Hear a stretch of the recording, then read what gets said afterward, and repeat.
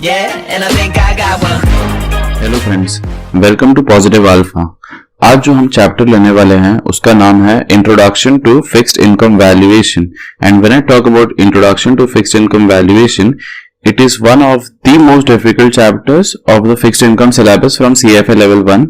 The reason for it being difficult is क्योंकि इसमें quite a lot of number crunching observe किया गया है, and at the same time it also forms a fundamental building block for the coming CFA levels. ठीक है, तो मैं ये पूरा का पूरा जो चैप्टर है I will be uploading it in 20 to 25 minutes के स्निप्स में, या फिर LOS के according, whichever is more convenient while teaching itself.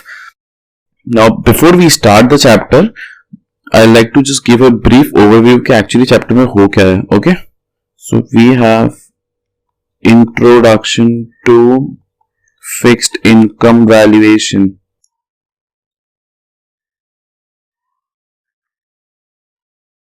Okay, so हमारा जो फर्स्ट LOS है, LOS A, that is calculate. Okay, just remember one more thing कि CFA institute is very professional conducting it's examinations in the sense that अगर उन्होंने कोई LOS से calculate बोला है तो वहां से ही कैलकुलेशंस आएंगे. अगर कोई पर्टिकुलर LOS से डिफाइन या एक्सप्लेन वर्ड्स यूज किए हैं तो वहां से कोई न्यूमेरिकल नहीं आएगा. But at the same time it could be possible कि मैं न्यूमेरिकल्स यूज करूं आपको कोई पर्टिकुलर कंसेप्ट एक्सप्लेन करने के लिए, because it is better and it is easier for Indians in general to understand something through numbers. ठीक है, उससे न्यूमेरिकल आएगा इसका वो मतलब नहीं है, मैं वो आपको बता दूंगा जब I will be doing it. ठीक है, तो हमारे फर्स्ट LOS पे आते हैं, which is calculating the bond's price using market discount rate. ये हमारा फर्स्ट LOS रहेगा. Market discount rate refers to YTM also. मैं आपको चैप्टर के दौरान ये समझा दूंगा. ठीक है, ओके. सेकेंड LOS जो हमारा जाता है LOS B, it is about identifying the relationship between the bond price and the different factors that determine a bond. कैसे देखते हैं. सो every bond has some parameters which define it. One is coupon rate. Second is maturity of the bond, number of years. अभी नहीं भी समझ में आ रहा तो कोई दिक्कत नहीं. Throughout the chapter we will be able to grasp on these terms better. Third is face value, FV. And fourth is market discount rate, जो अपने previous LOS में cover हुआ है. Correct? Then आपका जो third LOS है, यहां पे भी आपको फिर से बॉन्ड प्राइस निकालना है. तो फिर से क्यों बॉन्ड प्राइस निकालना है? Because this time will be finding the bond price using the spot rates. Spot rates and market discount rate में क्या डिफरेंस होता है, क्यों यूज किया जाता है, वो भी मैं आपको बताऊंगा. This is just a brief overview कि एक्चुअली चैप्टर में हम क्या देखने वाले हैं. ठीक है, LOS D में ये थोड़ा सा जो है नंबर क्रंचिंग वाला LOS है, एंड इसमें नंबर्स भी जो है इतने अच्छे नहीं मिलते हैं. तो काफी बार काफी खराब नंबर्स होते हैं, स्टूडेंट्स को इतना पसंद नहीं आता है इसके questions, but then it holds true for everybody. तो हम इसे अच्छे से मैकेनिकली करेंगे. ठीक है, flat price, accrued interest, full price. Then आपका नेक्स्ट LOS जो है LOS E, that is about matrix pricing. Again थोड़ा सा इसमें जो है नंबर्स वगैरह रहेंगे. ये throughout the chapters that thing is constant. ठीक है, थोड़ा सा डिफिकल्ट चैप्टर है, but I will be uploading the entire chapter, so you don't need to worry about it. अब हम नेक्स्ट पेज पे मूव कर जाते हैं. ठीक है, just pause the video and right this down if you want. Annual yield of a bond using various compounding periods. This is again slightly difficult to grasp initially. So what exactly is this about is कि when एक bond की yield जब question में दी रहती है तो it is in stated annual terms. तो ये उसी की बात कर रहा है कि स्टेटेड एनुअल से इफेक्टिव में जाना है, कौन से डिफरेंट कंपाउंडिंग पीरियड्स है, उसके बेसिस पे कौन से डिफरेंट फॉर्मूलाज बनेंगे. ठीक है, we'll look at it in depth, don't worry about it. मैं सिर्फ एक ब्रीफ ओवरव्यू दे रहा हूं कि चल क्या रहा है चैप्टर में, ठीक है।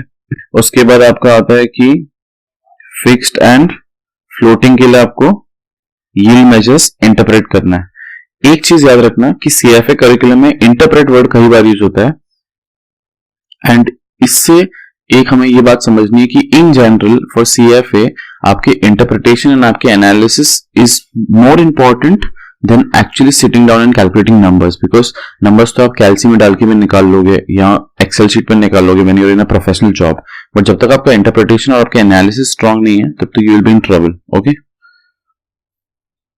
Fixed and floating rate bonds, interpret yield measures.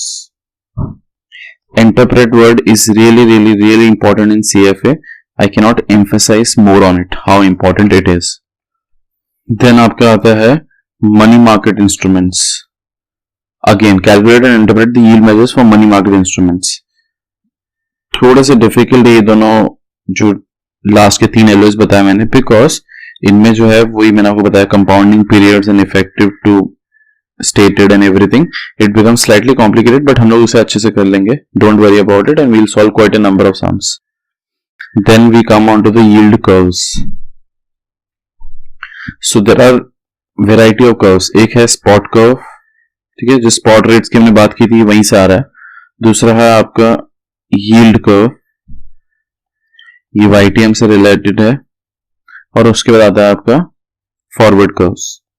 ये हम देखेंगे कि फॉरवर्ड और स्पॉट रेट्स में क्या रिलेशन है and forward and spot curves कैसे बनते हैं, ठीक है।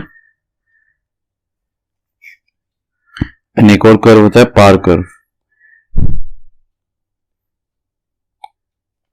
उसके बाद आपका जो एलओएस है that is about forward rates के बारे में हमें डिफाइन करेंगे एंड हम लोग फॉरवर्ड रेट्स और स्पॉट रेट्स के बीच का रिलेशनशिप फाइंड करेंगे, कैसे एक दिया है तो दूसरा निकाल सकते हैं, जैसे calculating spot rates from forward rates और forward rates from spot rates, ठीक है। एंड बॉन्ड का प्राइस भी निकालेंगे हम यूजिंग फॉरवर्ड रेट्स। तो बॉन्ड का प्राइस हमने पहले निकाला था किससे, YTM से, जैसे मार्केट डिस्काउंट रेट। दूसरा हमने निकाला था किससे, स्पॉट रेट से। एंड अब हम किससे निकाल रहे हैं बॉन्ड का प्राइस, फॉरवर्ड रेट्स से, ठीक है। एक बार इसका इंट्यूटिव एस्पेक्ट बैठ गया, इसका रिलेशनशिप हमने समझ गया कि एग्जैक्टली हो क्या रहा है, देन आप इनको, बहुत ही बुरी बात होगी अगर आप इनको एक एक को अलग अलग एलओएस को एकदम अलग अलग तरीके से याद कर रहे हो rather than trying to know the relationship between them, and I'll try and ensure कि आप उनके बीच में एक रिलेशनशिप बिल्ड कर पाओ एंड मैकेनिकली एक एक एलओएस को आप अलग से ना याद करो, ठीक है। एंड देन आपका जो है कुछ यील्ड स्प्रेड्स के बारे में डिस्कशन है। यील्ड स्प्रेड्स कौन से होते हैं, G spread, I spread and G spread, ठीक है। देखेंगे हम ये क्या होता है। तो ये एक ब्रीफ ओवरव्यू हो गया। Now we'll be starting the chapter. Okay, important chapter है, बेसिक है। अगर ये चैप्टर नहीं आया तो सीएफए का पूरा बेस हिल जाएगा, so please keep that in mind, ठीक है। पूरा फोकस करना है। करिकुलम से क्वेश्चन भी लूंगा मैं बीच में इफ पॉसिबल। पूरा जो टीचिंग टेक्निक है that is through the curriculum, extended discussions होंगे, don't worry about that. Cool, let us begin.